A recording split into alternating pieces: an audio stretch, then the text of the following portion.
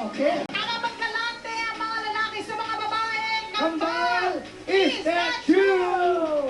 Ano ang laman ng utak mo? Ano ang laman ng puso mo? Yes, yes, no, no, yes, no. Is that true? Yeah. Okay, pipiliin ko na muna ang una nating nakaisip. Una na sagap, si Ding Dong daw may pinagseselosan kay Oh my Marian Rivera. God! Yan po malalaman natin sa pagbabalik ko ng Starbucks. Dito, kasali ka!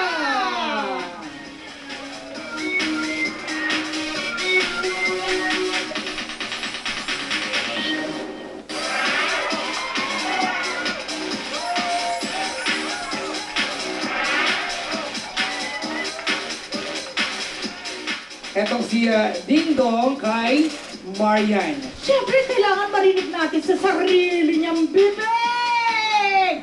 Mga kabakas, narito na siya si Amaya Marian Rivera! Yeah! Here she comes! Napakaganda nga naman. Marian! Marian! Oh my Alright. goodness! Oh my God! Marian! Ang Hi! Halika na ganda-ganda. dito! Oh, thank you! Miss Marian? Marian Rivera! Ayan, Amaya. Biyaya to para sa amin to have you as our guest on our first day sa Starbucks. Marian. Siguro kanina dun sa atin na namomonitor mo na kung ano yung pinag-uusapan natin Oo dito. nga, puro Selos. love, puro selos. Puro selos! Papa Jack, mauna Oo ka na sa nga. unang tanong. Ma'am, gusto ko lang malaman, kay Miss Marian, paano malalaman kung mahal ka na lalaki kahit naliligaw pa lang siya? Ano kasi, naniniwala kasi ako na ang mga babae may instinct yan eh. Alam niya kung seryoso o hindi. So, para sa akin, una pa lang alam ko na kung seryoso o hindi. Una pa lang alam na. Tama! Sabi talaga nila eh, di ba? Si Ding Dong ba, paano yun?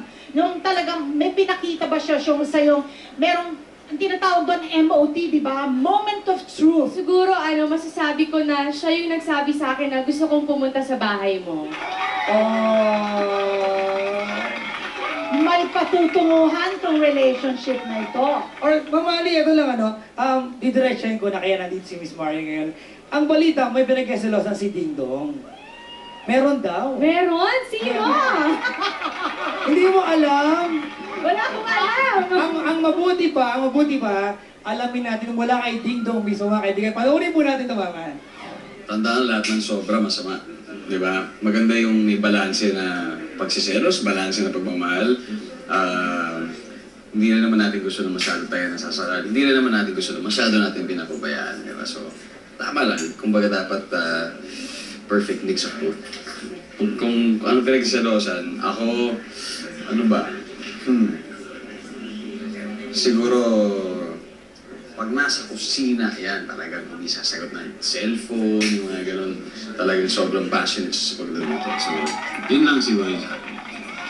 Yun naman pala Ay, eh. nako. Ano totoo ba yung pag nasa kusina ka daw at nagluluto ka, hindi mo na daw sinasagot ang cellphone? Totoo yun. Kasi once na nagluto ako, gusto ko dire-diretso at ayokong may nanonood sa akin. Si Ding Dong ba ang pinagluluto mo? Madalas, dahil madalas siyang nagre-request sa akin, lalo na kapag may time kami together, gusto niya talaga magluto ako at kumain sa bahay. Wow. Na ang paborito ay Ang dami niya ng paborito ngayon, parang Japanese fried rice na yung gusto niya ngayon. Dati Japanese sinigang, ngayon fried yun rice. na. Alright, mga kaibigan. At tulad niyo po si Marian, Miss Marian na meron ding side. At malalaman natin magbabalik ng Starbucks! Dito, Kasali Ka!